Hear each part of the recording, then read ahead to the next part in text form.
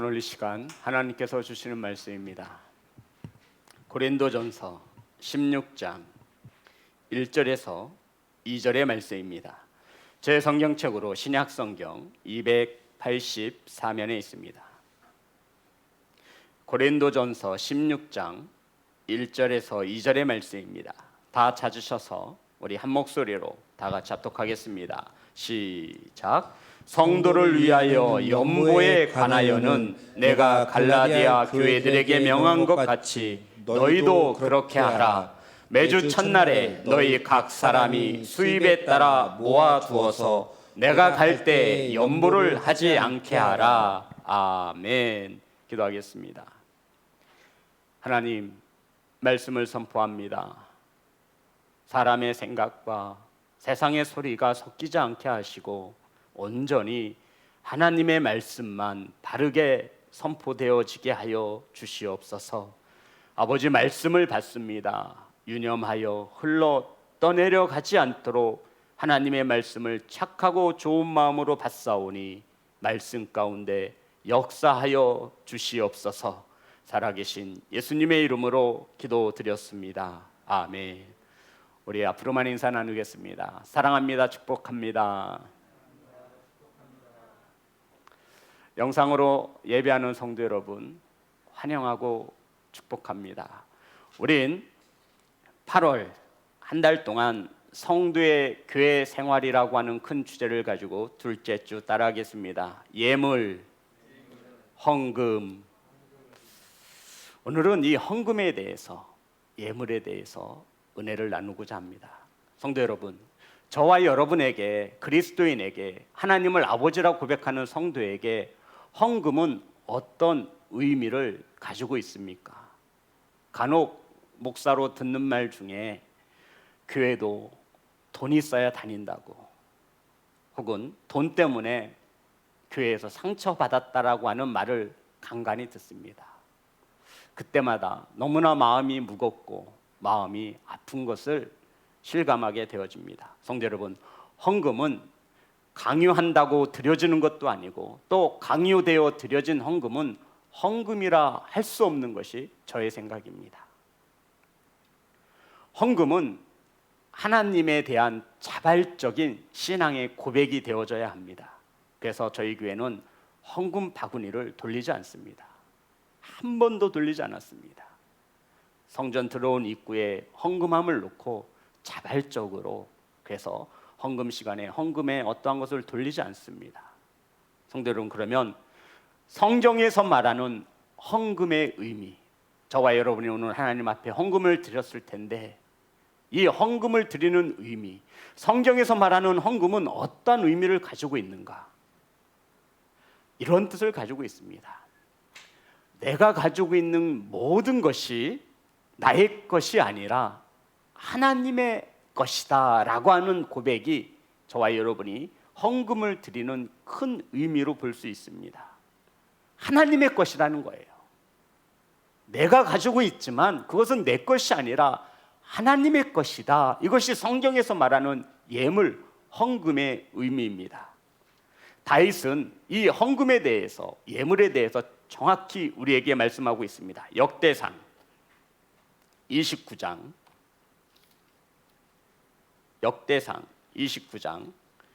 11절부터 14절까지의 말씀을 보겠습니다.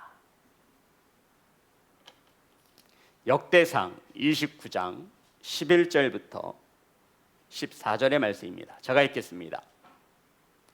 여호와의 위대하심과 능력과 영광과 승리와 위엄이 다 주께 속하였사오니 천지에 있는 것이 다 주의 것이로소이다. 여호와의 주권도 주께 속하였사오니 주는 높으사 만물의 머리 되심이니이다 라고 말하고 있습니다. 만물의 머리이시고 이 세상의 모든 것은 누구 거라고요? 주님의 것이다. 주님의 주권 안에 모든 것이 속하여져 있음을 말씀하고 있는 것입니다. 그러니까 저와 여러분의 명의로 되어 있는 집, 저와 여러분 것이 아니라 하나님, 모든 만물의 머리가 바로 주님이시다 말하고 있는 것입니다. 성도 여러분, 이 고백은 세상 사람들의 고백이 아니라 누구의 고백이에요? 하나님을 아버지라고 고백하는 성도의 고백인 것입니다. 자, 그리고 12절 다 같이 읽습니다. 시작. 부와 기가 주께로 말미암고 또 주는 만물의 주제가 되사 손에 권세와 능력이 있사오니 모든 사람을 크게 하심과 강하게 하심이 주의 손에 있나이다. 아멘. 부기가 누구의 손에 있대요? 주님의 손에 있습니다. 사람을 높이게도 하고 낮게도 하시는 것이 누구의 손에 있다고 하십니까? 주님의 손에 있다고 합니다. 저와 여러분의 사업장이 흥황케 되어지고 망하는 것은 누구의 손에 있다고 말씀하고 있습니까? 주님의 손에 있다 말하고 있습니다. 부와 기가 주님의 손에 있음을 믿는 성도들이 이러한 고백을 하는 것입니다. 그리고 13절 우리 하나님이여 이제 우리가 주께 감사하오며 주의 영화로운 이름을 찬양하나이다. 14절 다 같이 합독합니다. 시작. 나와 내 백성이 무엇이기에 이처럼 즐거운 마음으로 드리림이 있었나이까. 모든 것이 주께로 말미암았사오니 우리가 주의 손에서 받은 것으로 주께 드렸을 뿐이니이다. 아멘. 다윗은 정확히 헌금에 대해서 말하고 있죠. 우리가 주의 손에서 받은 것으로 주께 드렸을 뿐입니다. 성도 여러분, 이것이 성경에서 말하는 헌금의 의미입니다. 주께 받은 것을 주님께 드렸을 뿐입니다. 다윗은 지금 이 헌금에 대해서 이렇게 기록하고 있습니다. 성도 여러분, 저와 여러분이 하나님께 드리는 어떠한 명목의 헌금이라도 그것은 자신의 것을 드리는 것이 아니라 본래 누구의 것이에요? 하나님의 것을 하나님께 드린 것이다 말씀하고 있는 것입니다.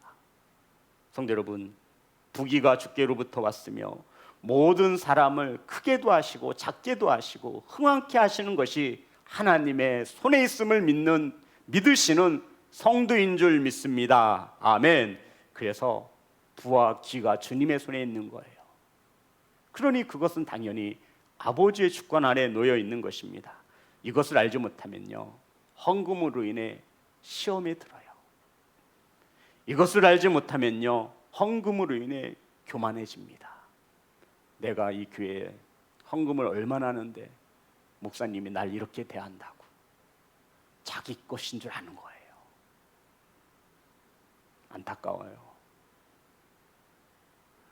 예전 사역지에서는 어떤 권사님이 500만 원 헌금을 했어요. 그런데 목사님하고 사이가 틀어져서 시험에 든 거예요. 그리고 목사님을 찾아가서 내가 지금까지 헌금한 거 내놔라고, 되돌려 달라고. 참, 성경을 찾아보겠지만 그것은 옳지 않습니다. 하나님 거 다시 뺏어가는 거예요. 목사님이 두말하지 않고 돌려줬습니다. 이자까지 쳐서 주시더군요. 하나님의 말씀을 바로 아시기를 주의 이름으로 축복합니다. 성도 여러분, 이것을 알지 못하니 내가 직장에서 내가 힘쓰고 땀 흘려 번 돈이라 생각하고 내 것으로 아는 거예요. 하나님의 주권이 그 안에 녹아져 있음을 알지 못하는 것입니다. 그러니 11조는 꿈도 못 꾸는 거예요. 아까워서 드리지 못하는 거예요. 자, 그러면 저와 여러분의 가장 큰 이슈인 11조에 대해서 성경은 헌금을 어떻게 말하고 있는지 우리 잠깐 알아보는 시간을 가질 것입니다. 성도 여러분, 11조라면 수입의 10분의 1을 하나님께 드리는 헌금을 11조라고 합니다. 이 11조 또한 수입의 10분의 1을 하나님께 드리지만 원래 모든 것은 하나님의 것이었습니다. 자, 잘 들어보세요. 10분의 1을 드린다 하니까 10분의 1을 드리고 나면 뭐가 남죠? 9가 남잖아요. 이것은 내 것인 줄 아는 거예요. 그것이 아니라 이 헌금 11조의 개념은, 모든 헌금의 개념은 10이 다 하나님 거예요. 그 중에서 일부 1을 떼서 하나님께 드리는 겁니다. 10분의 1만 하나님 것이 아니라 내가 가진 모든 것이 10이 하나님 거예요. 그 중에서 하나님의 것을 구분하여서 하나님께서 순종함으로 이 일을 내어드리는 것을 우리가 11조라고 합니다. 성도 여러분, 그러면 왜 우리 그리스도인들이 하나님께 11조를 드리죠? 성도 여러분, 생각해 보셨어요? 왜 우리는 하나님 앞에 11조를 드립니까? 적은 액수 아니잖아요. 다른 이유 없어요. 하나님께서 하라고 하셨어요. 여기에 무슨 토를 달겠습니까? 이 11조의 기원은 아브라함이 멜기세덱에게 처음 11조를 드렸으므로 이것이 기원이 되어지고 있습니다. 자, 민수기 18장 11조에 대해서 잠깐 찾겠습니다. 민수기 18장 21절입니다.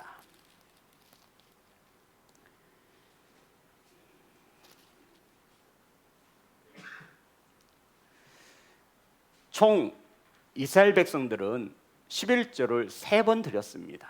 우린 지금 뭐 한 번을 드리지만 3번을 드렸는데 어떻게 드렸냐면 하나님의 말씀에 보니 민수기 18장 21절 제가 읽겠습니다. 내가 이스라엘의 11조를 레위 자손에게 기업으로 다 주어서 그들이 하는 일 곧 회막에서 하는 일을 갚나니. 무슨 말이죠? 백성들을 대신해서 성전에서 일하는 레위인들을 생계를 유지하기 위해서 11조를 드려라 말씀하고 있는 것입니다. 오늘날에도 우리 성도들이 드린 11조로 목사의 생활이 이어지고 있습니다. 구약에서와 신약이 똑같은 거예요. 하나님께서 11조를 드리라 하신 것은 너희들을 대신해서 하나님 앞에 예배하고 인도하는 레위 자손들을 위해서 11조를 드리고 말씀하고 있는 거예요. 자, 신명기 14장 22절부터 29절의 말씀을 볼 것인데 제가 빠르게 읽겠습니다. 너는 마땅히 매년 토지 소산의 11조를 드릴 것이며 라고 말씀하고 있습니다. 내 하나님 여호와 앞 곧 여호와께서 그의 이름을 두시려고 택하신 곳에서 내 곡식과 포도주와 기름의 11조를 먹으며 또 내 소와 양의 처음 난 것을 먹고 내 하나님 여호와 경외하기를 항상 배울 것이니라 말씀하고 있습니다. 그러나 내 하나님 여호와께서 자기의 이름을 두시려고 택하신 곳이 내게서 너무 멀고 행로가 어려워서 내 하나님 여호와께로 그 풍부히 주신 것을 가지고 갈 수 없거든. 25절 다 같이 합독합니다. 시작. 그것을 돈으로 바꾸어 그 돈을 쌓아가지고 내 하나님 여호와께서 택하신 곳으로 가서. 우리 성도님들 헌금을 뭘로 드려요? 뭘로 드려요? 돈으로 드리잖아요. 하나님께서 주신 것을 돈으로 바꿔서 드리는 거예요. 자, 26절을 보겠습니다. 내 마음에 원하는 모든 것을 그 돈으로 사되 소나 양이나 포도주나 독주 등 내 마음에 원하는 모든 것을 구하고 거기서 내 하나님 여호와 앞에서 너와 내 권속이 함께 먹고 즐거워할 것이며 내 성읍에 거주하는 레위인을 너희 중에 분깃이나 기업이 없는 자이니 또한 저버리지 말지니라. 10의 1이 나오면 11조가 나오면 그 안에는 반드시 주의 종이 들어갑니다. 레위인을 버려두지 말라 말하고 있는 거예요. 그러면서 28절 봅니다. 매 3년 끝에 그 해 소산의 10분의 1을 다 내어 내 성읍에 저축하여. 자, 우린 22절부터 말하는 11조와 28절부터 말하는 11조가 다른 거예요. 레위인을 위하여 드리는 11조가 있었고 성막 유지와 비용으로 또한 이웃을 구제하기 위하여 드리는 11조를 드렸습니다. 그게 신명기 14장 22절부터 29절의 말씀이고요.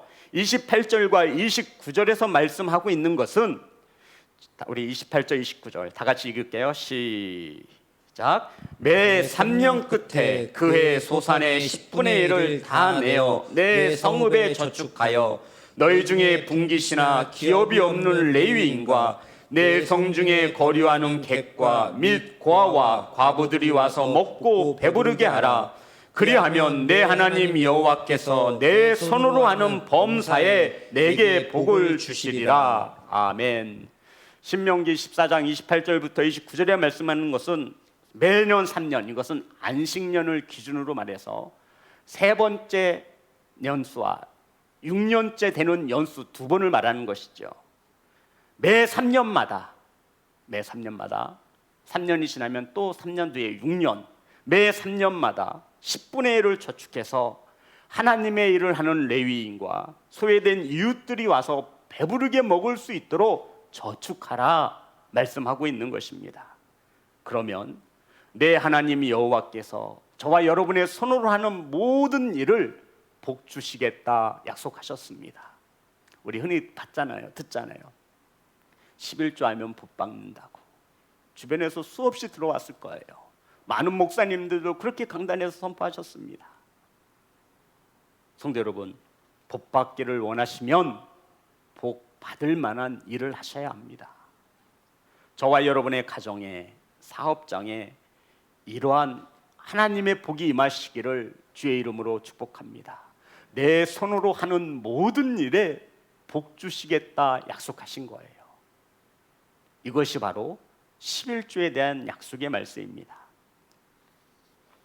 성도 여러분, 11조를 드림으로 토지를 분양받지 못한 레위인과 또한 소외된 이웃들을 섬기라고 하셨습니다.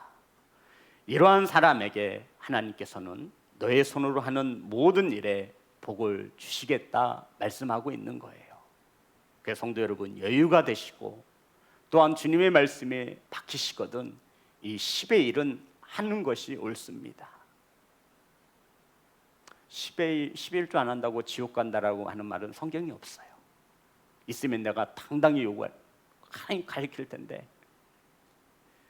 자, 그러면 헌금, 하나님의 말씀 성경에서 헌금에 대하여 가장 많은 것을 말씀하고 있는 것이 바로 사도 바울이라 할 수 있는데, 고린도 후서 9장. 자, 이제 헌금에 대해서 우리 지금 11조를 알아보았고, 고린도 후서 9장 5절부터 7절의 말씀을 보겠습니다. 고린도 후서 9장 5절부터 7절 제가 읽겠습니다. 자, 헌금에 대해서 그러므로 내가 이 형제들로 먼저 너희에게 가서 너희가 전에 약속한 연보를 미리 준비하게 하도록 권면하는 것이 필요한 줄 생각하였노니 이렇게 준비하여야 참 연보답고 억지가 아니니라 말하고 있습니다. 여기서 말하는 연보 있잖아요. 이것은 내어놓다, 내어놓아 남을 돕다, 이것이 연보예요. 이것이 오늘날 헌금이 된 것이죠. 옛날에는 연보라고 참 많이 이야기했습니다. 교회에서. 우리 권사님들은 아실 거예요. 헌금을, 연보를 어떻게 준비해야 되냐면 오늘 말씀해 보니 이건 정말 귀한 말씀이에요. 5절 하반절에 보면 이렇게 준비하여야 참 연보답고 억지가 아니니라. 어떻게 준비하래요? 미리 준비하라고 말하고 있는 거예요. 성도 여러분, 헌금은요, 교회에 와서 주머니에서 지갑에서 꺼내서 드리는 것이 아니에요. 미리 뭐 하라고요? 준비하라는 거예요. 액수가 중요한 게 아니에요. 헌금 시간에 그냥 들어오면서 이게 아니라 미리 준비해가지고 오라는 거예요. 이것이 참 뭐라고요? 연보라고. 이것이 참 헌금이라는 거예요. 이런 것을 보면 예전 우리 어머님, 부모님 세대의 신앙이 참으로 옳았습니다. 저도 기억나는 것이 어머님 성경책 앞이나 뒤를 보면 항상 새거, 정말 은행에서 갓 나온 듯한 돈이 늘 있었어요. 어머님은 헌금을 하실 때 그 새 돈을 가지고 봉투에 넣으셔서 성경책에 넣어가지고 헌금하는 것을 본 기억이 지금도 남습니다. 그래서 어머님 성경책에는 늘 준비되어진 하나님께 드려질 헌금이 따로 준비되어져 있었어요. 따라하겠습니다. 미리 준비합니다. 헌금은 미리 준비하는, 이것이 참 헌금입니다. 고린도후서 9장 6절입니다. 이것이 곧 적게 씻는 자는 적게 거두고 많이 씻는 자는 많이 거둔다 하는 말이로다. 무엇을 말하냐면 우리가 알고 있는데도 많이 심으면 많이 받고 적게 심으면 적게 받습니다. 이 연보에 대해서, 헌금에 대해서 성경은 이렇게 말하는 거예요. 많이 심으면, 많이 받고 싶으면 많이 심어라. 그리고 9장 7절. 자, 다 같이 합독합니다. 시작. 각각 그 마음에 정한 대로 할 것이요 인색함으로나 억지로나 하지 말지니 하나님은 즐겨내는 자를 사랑하시느니라. 아멘. 성도 여러분, 헌금은 인색함으로 억지로 하는 것은 헌금이 아닙니다. 그리고 누가 얼마 낸다고 해서 따라할 필요도 없어요. 각자 마음에 정한 대로 하시면 되는 거예요. 목사가 장로는 헌금 얼마하고 권사는 얼마하고 이렇게 말하는 것은 헌금이 아닌 거예요. 각자 마음에 감동됨, 하지만 기쁜 마음으로 하라는 거예요. 억지로 하지 말라는 거예요. 성경은 액수에 대해서 말하지 않습니다. 100원, 1000원, 액수가 중요한 것이 아니라 마음에 정한 대로, 감동 오는 대로 기쁜 마음으로 자원하여 하라 말씀하고 있는 거예요. 즐겨내라는 거예요. 기쁜 마음으로. 남의 눈치 보면서 내지 마시고 하나님이 감동 주시는 대로 미리 준비하여 인색하지 않도록 기쁜 마음으로 내는 성도가 되시기를 주의 이름으로 축복합니다. 그리고 헌금의 가장 귀한 말씀이라 할 수 있는 9장 13절, 고린도서 9장 13절. 다 같이 합독합니다. 시작. 이 직무로 증거를 삼아 너희가 그리스도의 복음을 진실히 믿고 복종하는 것과 그들과 모든 사람을 섬기는 너희의 후한 연보로 말미암아 하나님께 영광을 돌리고. 아멘. 성도 여러분, 저와 여러분이 드려지는 헌금이 쓰여질 때에는 누가 영광 받으시는 거예요? 하나님이 영광 받으셔야 한다. 이것이 헌금입니다. 이것이 가장 중요한 거예요. 저와 여러분이 낸 헌금이, 하나님 앞에 드려진 이 헌금은 쓰여질 때마다 하나님의 이름이 높아져야 하는 거예요. 이것이 성경에서 말하는 헌금의 의미를 담고 있습니다. 저와 여러분이 드려진 헌금이 쓰여질 때마다 하나님이 영광 받으실 수 있도록 쓰여지시기를 기도하시기를 주의 이름으로 축복합니다. 허투루 쓰지 말라는 거예요. 예전에 어떤 청년하고 이런 얘기를 했어요. 목사님, 헌금 나오면 목사님이 다 가져요? 이렇게 말해요. 나보고 제가 다 갖는 줄 알아요. 저를 어렸을 때 그랬어요. 그렇지 않습니다. 교회 재정에서 투명하게 관리되어지고 있고 그것을 3개월에 한 번씩 성도들에게 재직회의를 통해서 공포하고 있습니다. 코로나19로 인해서 모여지지 못해서 지금 미루고 있는 것뿐입니다. 자, 그러면 하나님의 영광이 나타나야 그것이 바른 헌금이라 했는데, 사도 바울은 이 헌금을 이렇게 이 단어를 가지고 기록하고 있습니다. 이것을 알면 헌금이 어떤 의미를 가지고 있는지 더 정확히 알 수 있어요. 자, 로마서 15장 26절입니다. 로마서 15장 26절. 다 같이 합독합니다. 시작. 이는 마게도냐와 아가야 사람들이 예루살렘 성도 중 가난한 자들을 위하여 기쁘게 얼마를 연보하였음이라. 아멘. 연보란 뜻은 내어놓아 남을 돕다라는 뜻이 연보예요. 저와 여러분이 드린 헌금은 남을 위해, 이 성전을 위해, 레위인을 위해 쓰여진다 말하고 있는 겁니다. 그런데 여기서 말한 이 연보, 찾으셨어요? 26절에 기쁘게 얼마를 연보하였음이라 할 때 이 연보는 헬라어로 코이노니아라고 하는 단어를 썼어요. 코이노니아, 이것은 사귀다, 친교하다라는 뜻이 있습니다. 이 헌금이라는 이 연보라는 단어를 코이노니아, 이것은 친교하다. 이게 무슨 뜻이냐면 이익을 공유하고 몸과 마음을 나누고 물질을 나누는 사이, 아주 친밀하게 교제하는 사이, 코이노니아. 이것을 연보라고 하는 단어를 썼어요. 헌금은요, 하나님과 가까워지는 친구의 시간이고 저와 여러분 소외되어진 이웃을 돕는 귀한 헌금이라 말하고 있는 것입니다. 그리고 두 번째, 고린도후서 8장 20절.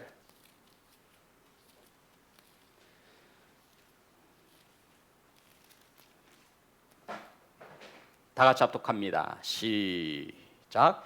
이것을 조심함은 우리가 맡은 이 거액의 연보에 대하여 아무도 우리를 비방하지 못하게 하려 함이니. 아멘. 이 거액의 연보라고 할 때 이 연보, 성경 원어 헬라어로 디아코니아라는 단어를 제가 왜 이 말씀을 드리냐면, 사도 바울이 연보라고 하는 단어를 쓸 때마다 다른 뜻을 가지고 있는 단어를 썼음을 말해주고 있는 거예요. 이 연보는 오늘날 헌금이 되고 있는 거예요. 여기서 말하는 이 디아코니아, 이것은 섬기다라는 뜻을 가지고 있습니다. 예수님께서 이 땅에 섬김을 받으러 온 것이 아니라 뭐하기 위해 오셨다고요? 똑같은 단어를 쓰고 있어요. 성도 여러분, 이 헌금은 섬기는 것입니다. 하나님을 섬기고 교회를 섬기고 이웃을 섬기는 데 쓰여지는 것이 바로 헌금이다라고 말하고 있습니다. 그리고 마지막으로 고린도후서 8장 4절입니다. 여기에는 지금까지 우리가 헌금에 쓰여진 단어 코이노니아와 디아코니아와 또 다른 단어가 세 개의 단어가 모두 다 들어가 있습니다. 그래서 많은 학자들이 이 고린도후서 8장 3절을 가지고 헌금의 뜻을 찾습니다. 그것이 맞습니다. 다 같이 합독합니다.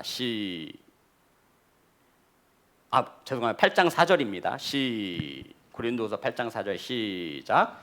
이 은혜와 성도 섬기는 일에 참여함에 대하여 우리에게 간절히 구하니. 아멘. 자, 이 4절에서 보면 이 은혜와 할 때 이 은혜는 카리스라고 하는 단어를 썼는데, 이 은혜, 이것은 은혜라는 뜻입니다. 카리스. 좀 나가서 볼게요. 또한 성도 섬기는 일, 아까 섬기는 것을 헌금을 뭐라고 했죠? 코이누니와 디아코니아, 그리고 참여함, 이것은 코이노니아로 번역하고 있는 거예요. 은혜는 카리스로 번역되어졌고요. 섬도 섬기는 것은 디아코니아, 그리고 참여하는 것은 코이노니아로 번역되어져 있습니다. 성도 여러분, 이 바울은 헌금이라고 하는 연보라고 하는 단어를 쓸 때마다 이 세 가지의 단어를 바꾸어 사용하고 있습니다. 정리하면 연보는 하나님께 은혜 받은 자만이 할 수 있는 겁니다. 저는 하나님께 은혜 받은 사람입니다. 이 고백이 연보로 이어지는 거예요. 헌금으로 이어지는 거. 나는 하나님과 친밀한 교제를 나누고 싶고, 나는 하나님을 섬기는, 나는 하나님께 은혜 받은 성도입니다. 이 고백이 연보라고 하는 단어를 쓴 겁니다. 이 연보는 하나님께 받은 은혜에 대한 반응을 말합니다. 그래서 우리 성도 여러분, 감사하는 일이 있으면 뭐예요? 감사헌금 하는 거예요. 자, 고린도후서 8장 1절과 2절입니다. 형제들아, 하나님께서 마게도냐 교회들에게 주신 은혜를 우리가 너희에게 알리노니, 환난의 많은 시련 가운데 그들의 넘치는 기쁨과 극심한 가난이 그들의 풍성한 연보를 넘치게 하였으니. 무슨 말이냐면요, 마게도니아 사람들이 하나님께 받은 은혜를 반응한 거예요. 불쌍한 사람들을 도와주라고. 연보가 내어놓아 돕다라는 뜻이에요. 저와 여러분이 드려지는 헌금은 성규지와 혹은 구제와 전도를 위해 사용되어지는 것입니다. 남을 돕는 일, 불쌍한 이웃을 돕는 일에 쓰여지는 거예요. 그리고 저는 하나님께 은혜 받은 사람입니다에 대한 반응으로 우리는 무엇을 하게 된다고요? 헌금, 그러니까 하나님께 받은 카리스, 은혜를 나누는 것이 헌금입니다. 그래서 마게도니아와 고린도 사람들은 하나님께 은혜를 받아 헌금을 모아서 예루살렘에 모여있는 가난하고 불쌍한 성도들을 도왔다라고 말씀하고 있는 것입니다. 자, 그러면 헌금을 어떻게 드려야 하는지, 성도 여러분, 헌금을 어떻게 드려야 돼요? 오늘 성경은 이렇게 말합니다. 출애굽기 25장 2절의 말씀입니다.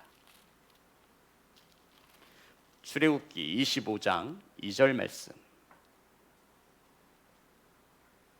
다 같이 합독합니다. 시작. 이스라엘 자손에게 명령하여 내게 예물을 가져오라 하고 기쁜 마음으로 내는 자가 내게 바치는 모든 것을 너희는 받을지라. 아멘. 성도 여러분, 보시면요, 이스라엘 자손에게 명령하여 내게 예물을 가져오라 하랍니다. 전 지금까지 헌금에 대한 설교를 단 한 번도 한 적이 없습니다.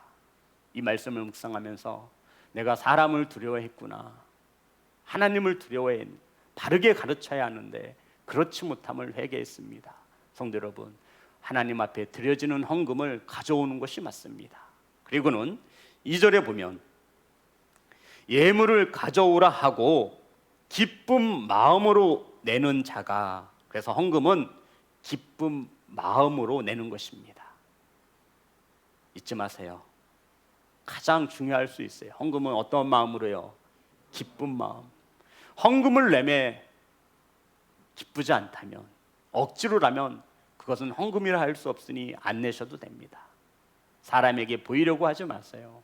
그것이 무엇이 중요합니까? 내가 그래도 장로인데 내가 얼마나 해야지, 이런 거 아니에요. 고린도후서 8장 12절.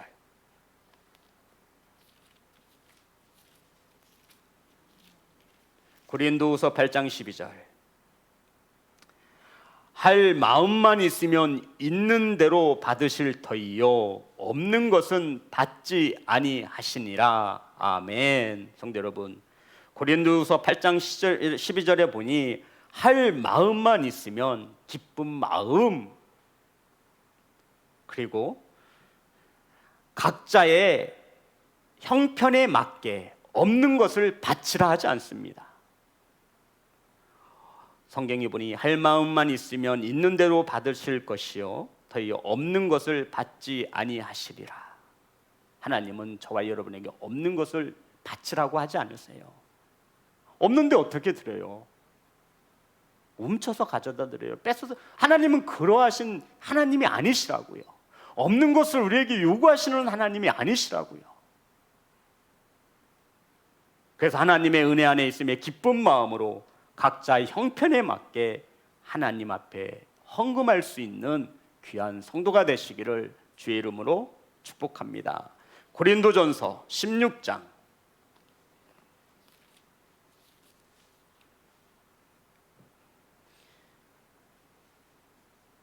2절의 말씀입니다. 오늘 본문의 말씀이기도 하죠. 다 같이 합독합니다. 시작. 매주 첫날에 너희 각 사람이 수입에 따라 모아두어서 내가 갈 때 연보를 하지 않게 하라. 자, 12절에 보면 헌금을 언제 하래요?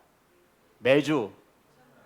이게 일요일인 거 아시죠? 오늘날 뭐죠? 주일날 하는 거예요. 그래서 헌금은 정해진 날짜에 하라 말씀하고 있는 거예요. 매주 첫날 주일을 말하는 거예요. 그래서 우리 성도 여러분, 주일날 헌금하는 거예요. 그리고 자기의 뭐에 따라? 수입에 따라. 아니 내가 저 집사님과 다르게 버는데 똑같이 할 수 없잖아요. 자기 수입에 따라. 그리고 세 번째는 모아두었다가 준비하라는 거예요. 성도 여러분, 주의 날, 첫째 날 자기 수입에 따라 모아두었다가 하나님 앞에 드려라. 이것이 바울이 가르쳐주고 있는 헌금의 의미입니다. 그래서 헌금은 주님이 정하신 날 자기 수입에 따라 준비하여 모아둔 예물을 헌금으로 드리는 것입니다. 성도 여러분, 하나님의 은혜에 반응하는 것이 헌금이고 기쁜 마음으로 각자의 형편에 따라 모아둔 것을 하나님께 드리는 것이 헌금이라 말하고 있습니다. 그러면 이 헌금을 한다 해서 10의 1을 드린다 해서 하나님이 기뻐 받으시느냐? 성경은 그렇지 않다라고 말하고 있습니다. 마태복음 23장 23절입니다.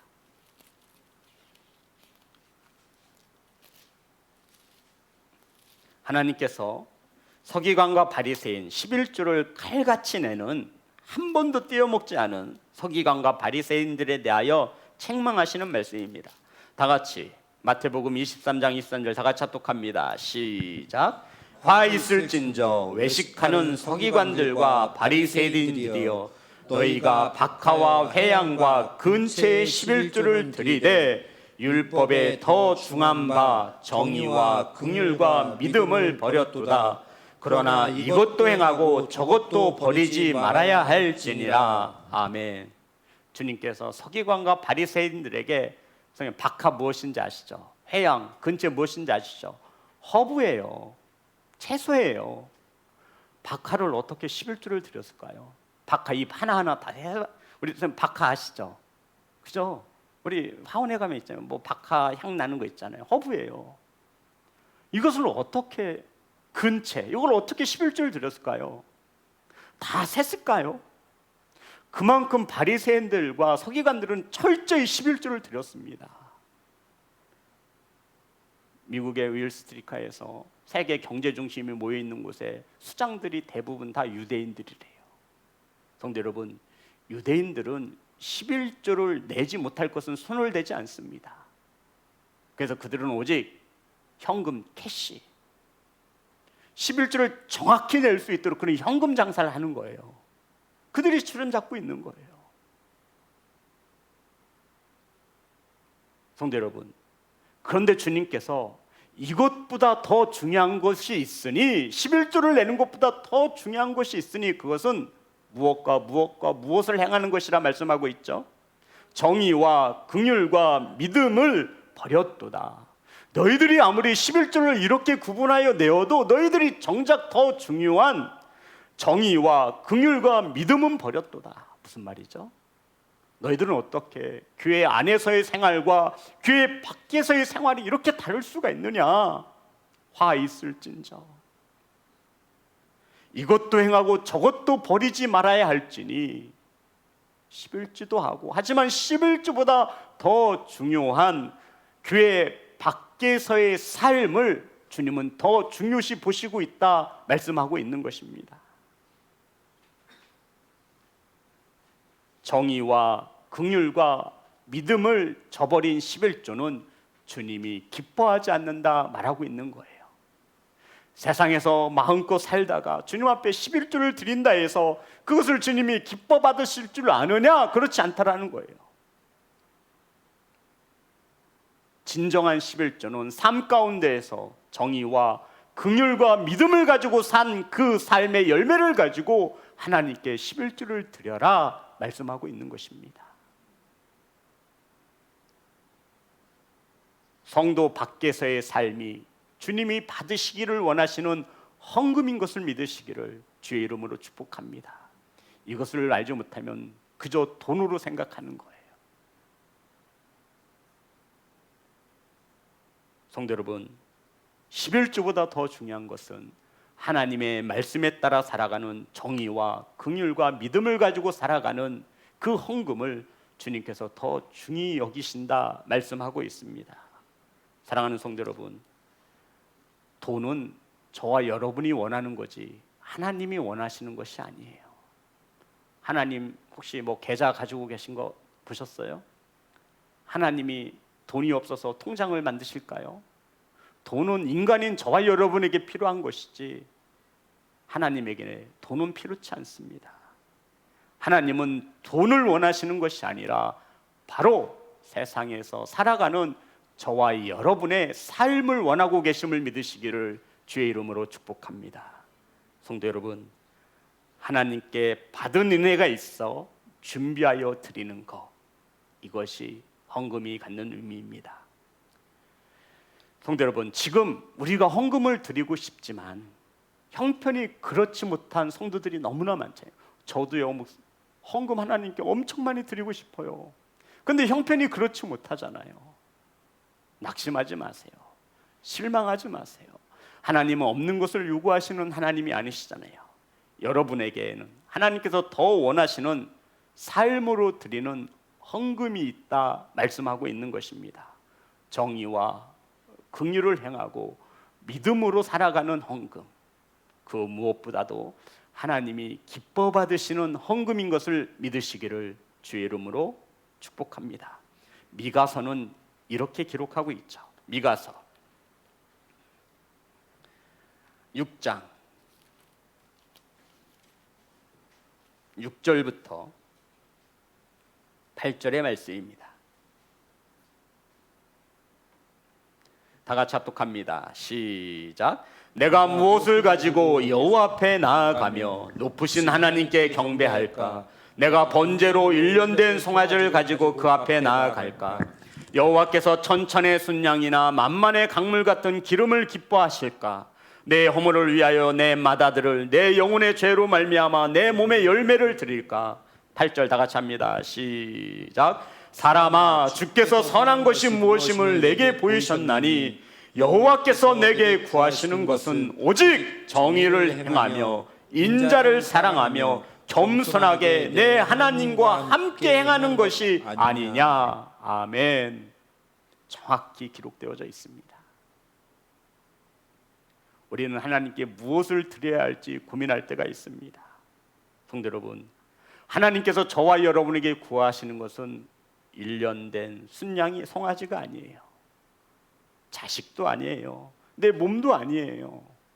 하나님께서 저와 여러분에게 받기를 원하시는 헌금은 바로 정의를 행하며, 따라합니다. 정의를 행하며. 정의의 뜻이 어려우신가요? 불의를 행하지 않으면 정의가 되는 것입니다. 거짓을 나타내지 않으면 정의가 되는 거예요. 하나님의 말씀에 따라 살아가며, 그리고 인자를, 여기서 말하는 인자는 누구죠? 예수님을 말하는 거예요. 예수님을 뭐하며? 사랑하며, 그리고 마지막으로 세 번째, 겸손하게. 성도 여러분, 겸손하게. 우리가 헌금 앞에는 절대적으로 겸손해야 돼요. 헌금을 많이 드리는 성도치고 겸손한 성도를 보지 못했어요. 꼭 자신의 뜻이 나가게 돼요. 왜냐하면 하나님의 말씀을 몰라서 그렇습니다. 하나님께서 주신 것인데 그걸 가지고 자기가 생색을 내는 거예요. 감사해야지요. 그래서 이 물질 앞에, 헌금 앞에서는 우리는 겸손해야 돼요.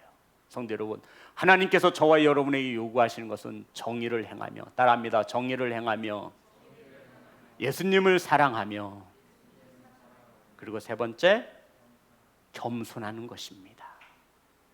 이러한 예물을 주님이 우리에게 받기를 원하신다 말씀하고 있습니다. 사랑하는 성도 여러분, 저와 여러분이 오늘도 드리는 이 헌금에 정의를 행한 삶의 헌금이 담겨 있기를 주의 이름으로 축복합니다. 주님을 사랑하는 마음이 이 헌금 안에 녹아져 있기를 원합니다. 헌금을 드림에 주님 앞에 겸손히 드릴 수 있는 그 심령이 이 헌금에 녹아져 있기를 원합니다. 이것이 헌금인 것이에요. 이것이 주님이 우리에게 받고 싶은 헌금이고, 이것이 주님이 우리에게 요구하시는 헌금입니다. 또한 우리가 드려야 할 헌금이에요. 성도 여러분, 헌금 봉투만 드리지 마시고요, 한 주간 동안 정의를 행하며 하나님의 말씀 가운데 살아온 그것을 담는 거예요. 주님을 사랑한다라고 고백하는 그 마음을, 헌금이 뭐라고요? 하나님께 받은 은혜에 대한 반응이에요. 그리고 겸손히 드리는 겁니다. 출애굽기 23장 15절.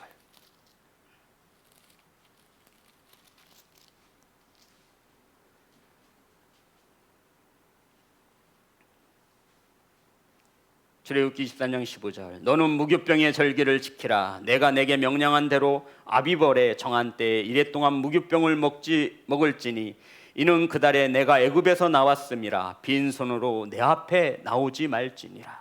성도 여러분, 하나님께서 뭐가 부족해서 우리들에게 너희들 빈손으로 내 앞에 나오지 말아라, 하나님이 동양받기를 원하시는 것이겠습니까?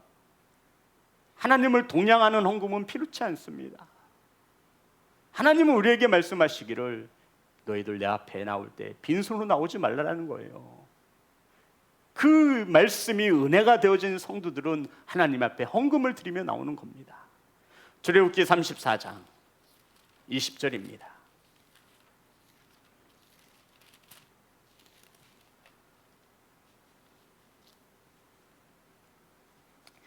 나귀의 첫 새끼는 어린 양으로 대속할 것이요 그렇게 하지 아니하려면 그 목을 꺾을 것이며 내 아들 중 장자는 다 내 대속할지며 빈손으로 내 얼굴을 보지 말지니라.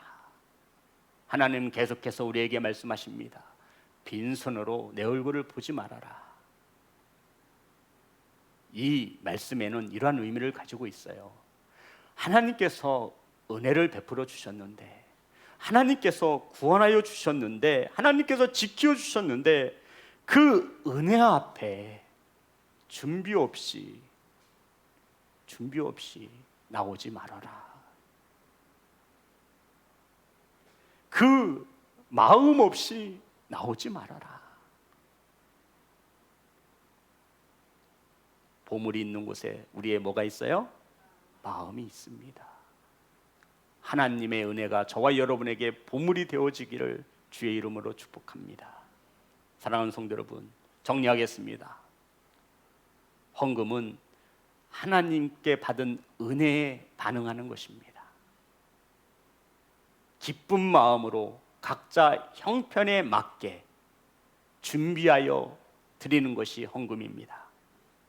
저와 여러분이 드려진 헌금이 사용되어질 때마다 누가 영광 받으셔야 돼요? 하나님이 영광 받으실 수 있도록 우리는 교회를 사업해야 하고 그러한 일을 해 나가야 합니다. 사랑하는 성도 여러분, 저와 여러분이 원하는 예물이 아닌 하나님께서 받기를 원하시는 예물을 드릴 수 있는 헌금을 드리는 귀한 성도와 교회가 되시기를 주의 이름으로 축복합니다. 하나님이 받기를 원하시는 헌금은 정의를 행하고 주님을 사랑하며 겸손히 드리는 저희들의 삶의 헌금인 것을 믿으시기를 주님의 이름으로 축복합니다. 찬양하겠습니다. 주가 일하시네.